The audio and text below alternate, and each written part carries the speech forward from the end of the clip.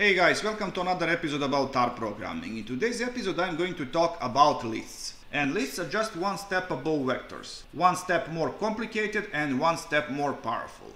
So one way to create lists is actually to create vector like this with 3 elements, and now I'm just going to use function as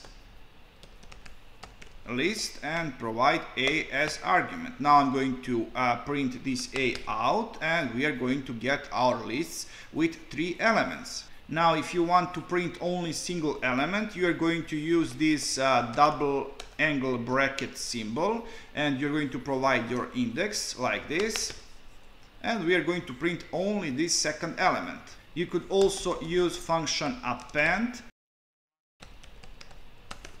to your list. So to list A, we are going to append value of false like this, and we are going to append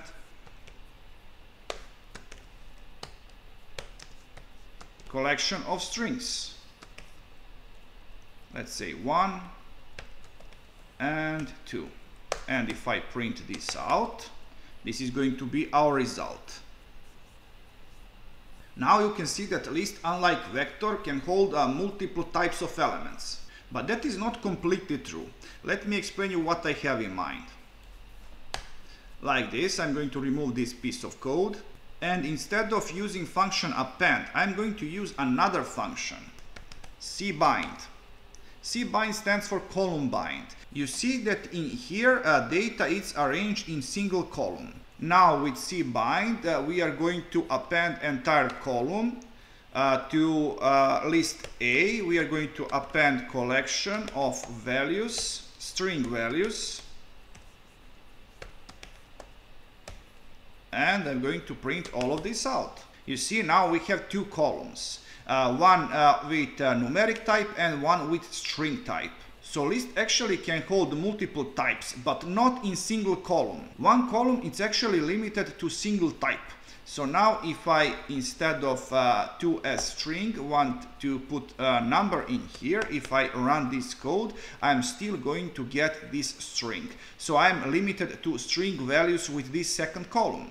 And what about this A? Name for this column is delivered from the name of our vector. But with this cbind function, we didn't get anything in here. So now I'm going to use another function, colnames, and I'm going to provide list A as argument in here, and I'm going to provide names as strings in here.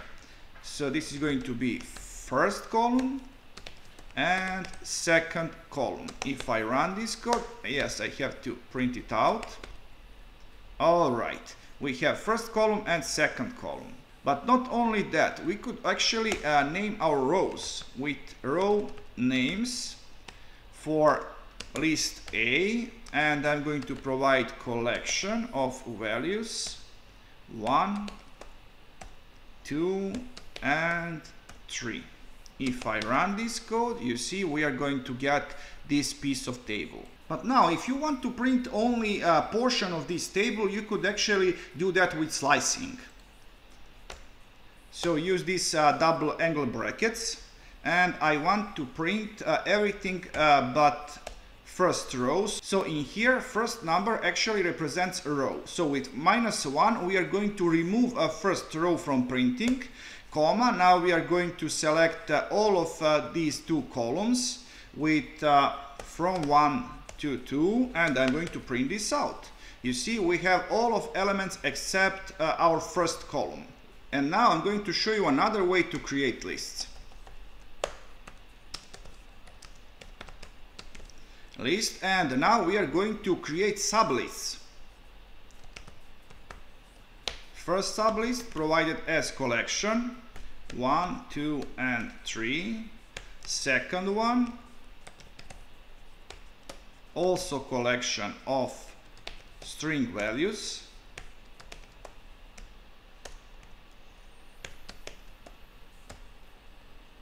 All right, if I print this out, this is what we are going to get.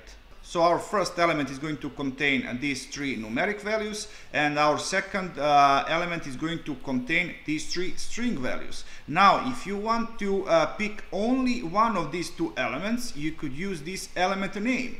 So I'm going to do that by providing name of our list, then $, and then name of our element. If I run this code, this is what we are going to get.